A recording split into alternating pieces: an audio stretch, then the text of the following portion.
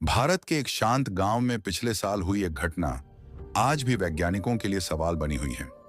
एक खोजकर्ता लड़की का दावा, मैंने एक ऐसा प्राणी देखा जिसकी त्वचा खुद रोशनी छोड़ती थी।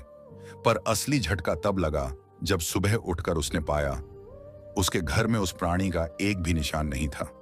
लेकिन उसका पूरा वैज्ञानिक डेटा चोरी हो चुका था। आखिर वह कौन था और उसे नेहा के शोध से इतना खतरा क्यों था?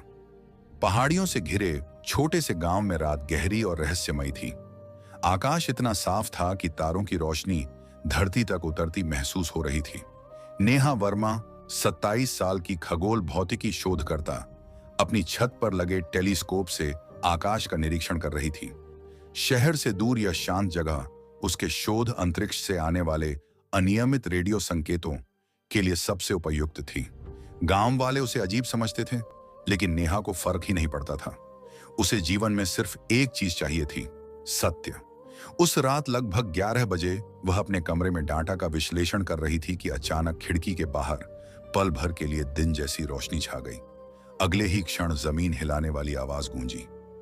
नेहा का दिल उछल पड़ा। यह कोई सामान्य उल्कापिंड नहीं था। आवाज बहुत पास से आई थी। टॉर्च उठाते ही उसके कदम खुद ब खुद खेत की ओर दौड़ पड़े, वही दिशा जहां से धमाका हुआ था।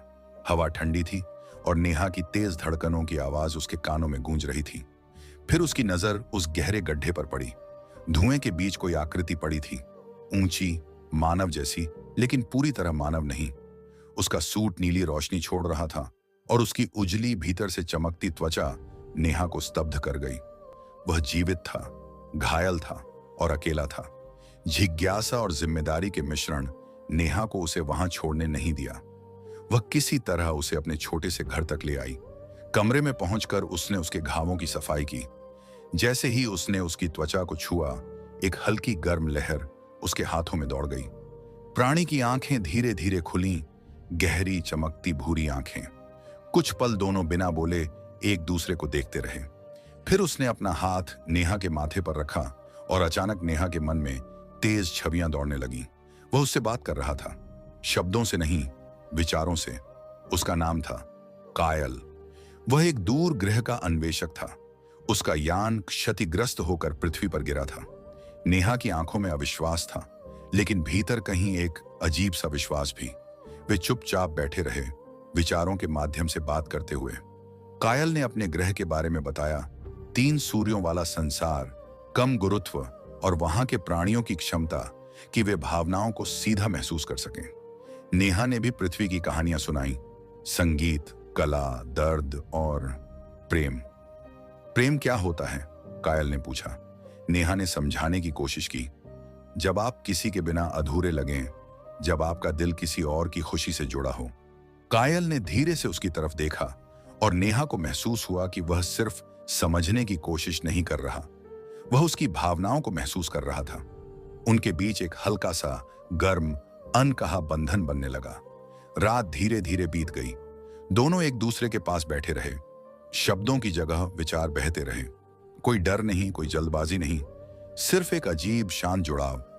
लेकिन सुबह जब नेहा की आंख खुली तो कमरे में कायल नहीं था। बिस्तर ठंडा था और घर में हर जगह खालीपन। नेहा बाहर भागी, खेत तक गई। सब कुछ सामान्य था, जैसे रात की हर घटना हवा में घुल गई हो। फिर उसने अपना लैपटॉप खोला। उसका पूरा डेटा गायब था। महीनों की मेहनत, सारी फाइलें, सारे उपकरण, सब गायब। एक अज्ञात संदेश फोन पर आया। क्षमा करें, जो आप खोज रही थीं वह खतरनाक है। कल रात असली थी, लेकिन कुछ रहस्य छिपे रहना बेहतर होता है। नेहा की आंखों में एक साथ दर्द और सवाल भर आए। क्या वह सिर्फ डेटा के लिए आया था, या उनके बीच जो हुआ वह सच था? नेहा ने आसमान की ओर देखा। वह अभी भी उतना ही शांत, उतना ही रहस्यमय था, लेकिन अब उसमें एक उम्मीद थी। क्या वह लौटेगा? उसने टेलीस्कोप पर झुककर आकाश देखा और मन ही मन एक इच्छा की, सच मुझे फिर मिल जाए। आकाश में एक तारा टूटा। नेहा मुस्कुराई। यात्रा अभी खत्म नहीं हुई थी।